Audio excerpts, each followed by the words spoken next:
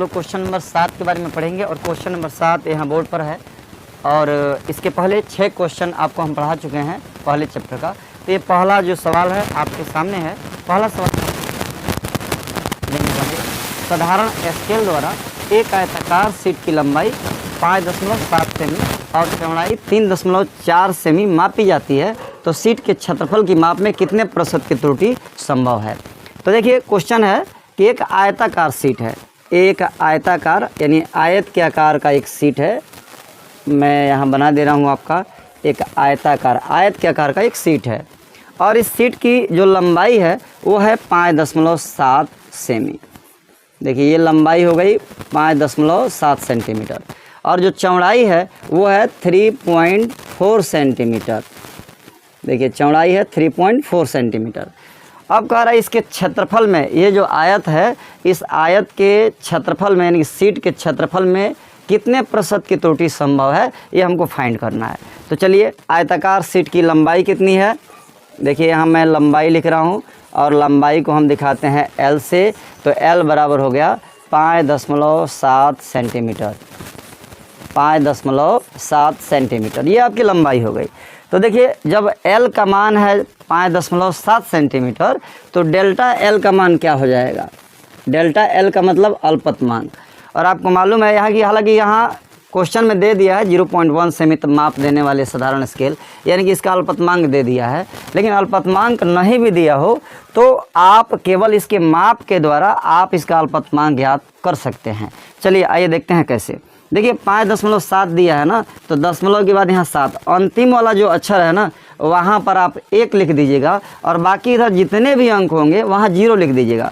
जैसे देखिए दशमलव है, मैंने दशमलव यहाँ लिख दिया। फिर यहाँ देखिए 7 है, तो मैंने कहा अंतिम में जो भी रहेगा वहाँ पर आपको लिखना है 1 और उसके पहले दशमलव के पहले क्या है 5 है। यहाँ कोई या एक और भी अंक होता तो जितने भी होंगे वहाँ मैं 0 लिखूँगा, तो यहाँ लिखूँगा 0.1। हालांकि ऑलरेडी इसमें दिया हुआ है 0.1 सेंटीमीटर और नहीं भी देगा तो हम माप के द्वारा इसका अल्पतमांक जो है पता कर लेंगे। तो चलिए डेल्टा L का मान हो गया 0.1 सेंटीमीटर, ये हो गया लंबाई। अब दिया है चौड़ाई। अब देखिए चौड़ाई को हम किससे दिखाते हैं, चौड़ाई को B से दिखाते हैं और B बराबर कितना है तो 3.4 सेंटीमीटर। तो जब चौड़ाई इतनी है तो डेल्टा B का मान कितना हो जाएगा, ये भी आपका वही होगा 0.1 सेंटीमीटर, क्योंकि आप देख सकते हैं एक ही अंक के बाद दशमलव इसमें भी है। अब L और B मालूम हो गया, हमें क्या निकालना है, शीट के क्षेत्रफल की माप में कितने प्रतिशत की त्रुटि होगी। तो हम जानते हैं कि क्षेत्रफल का सूत्र क्या होता है, शीट का क्षेत्रफल, और शीट का क्षेत्रफल बराबर होता है लंबाई गुणे चौड़ाई, यानी कि L गुणे B। यानी कि क्षेत्रफल को हम एरिया कहते हैं, A से दिखाते हैं, तो A बराबर हो गया L गुणे B। अब हमको A के मान में प्रतिशत त्रुटि निकालना है, तो प्रतिशत त्रुटि जब निकालना है तो इसको हम लिखेंगे डेल्टा A बटा A और गुणे 100 बराबर क्षेत्रफल में हुई त्रुटि बराबर L में हुई त्रुटि प्लस B में हुई त्रुटि। तो L मतलब लंबाई और लंबाई में हुई जो त्रुटि है वो क्या है, लिखेंगे डेल्टा L बटा L गुणे 100 और प्लस और किस में त्रुटि, B में, तो B के लिए क्या लिखेंगे डेल्टा B बटा B और गुणा 100। चलिए अब लिखते हैं हम, यहाँ देखेंगे डेल्टा L का जो मान है वो दिया हुआ है, डेल्टा L का मान है 0.1 अपान L, L का मान कितना है 5.7 और इंटू 100 और प्लस फिर यहाँ देखेंगे डेल्टा B का मान, और डेल्टा B का मान भी आपका है 0.1 अपान B, B का मान कितना है 3.4 इंटू 100। तो यहाँ देखेंगे कि 0.1 और यहाँ है 5.1। देखिए दोनों जो है एक अंक के बाद यहाँ भी दशमलव है, एक अंक के बाद यहाँ भी दशमलव है। एक बात आप समझ लीजिएगा, एक ही बार हम बता देते हैं कि देखिए 0.1 अपान 5.7, यहाँ देखेंगे बराबर अंक के बाद ऊपर और नीचे दोनों दशमलव है, एक अंक के बाद यहाँ भी दशमलव है और एक अंक के बाद यहाँ भी दशमलव है। तो दोनों जब बराबर अंक के बाद दशमलव हो ना तो हम क्या करेंगे 10 का ऊपर भी गुणा करेंगे, 10 का नीचे भी, ये भी दशमलव खत्म, ये भी खत्म, यानी 1 बटा हो जाएगा 57। तो इसको हम ना यहाँ दिखाएंगे नहीं, डायरेक्ट लिखने वाले हैं कि 1/57। तो देखिए एक अंक के बाद दशमलव यहाँ भी है और यहाँ भी है, तो मैं इसको लिखने वाला हूँ 1/57।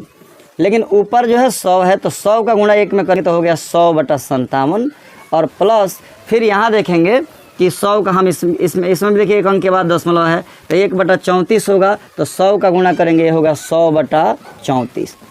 अब ये हालांकि कटने वाला भी है, 50 दूना 100 और 17 दूना 34, तो 50/17। अब 100 में हम 57 का भाग कर लेंगे। तो देखिए यहाँ मैं कर रहा हूँ 100 में 57 का भाग करिए, तो 57 करने आपका हो गया 57, घटाइए 10 से 7 गया 3 और 9 से 5 गया 4, यहाँ दशमलव बढ़ाएंगे 430 हो गया। अब इसको हम भाग करेंगे फिर से, तो कितने बार में आएगा, 5 सते 35, 5/40, 7/56 ज़्यादा हो जाएगा, तो हम 7 बार में ले जाएंगे, 7 सते 49 और 7×5 35 और 4 आपका हो जाएगा 35 4 39। 10 में से 9 हो गया 1, 12 में से 9 हो गया 3, फिर एक 0 बढ़ा लीजिए, फिर देख लीजिए कितनी बार में जा सकता है, ये आपका जाएगा लगभग 5 बार में। 5 सते 35 के 5 और 5×5 25 और 3 28, 285। 2 अंक तक बस रहने दे, तो 1.75 हो रहा है, तो यहाँ हम लिख लेंगे 1.75 और प्लस फिर यहाँ देखेंगे 50 में 17 का भाग करना है, तो 50 में हम यहाँ 17 का भाग करें तो कितनी बार में होगा, 17 दूना 34, शेष होगा 10 से 4 गया 6 और यहाँ बचने वाले हैं 4 से 3 गया 1, 16, दशमलव बढ़ाएंगे 160 हो गया। अब इसको कितने बार में भाग जाएँ, 17 9 9 सते 63 और 9 को 9 6 15, 153, 10 में से 7 गया, 10 में से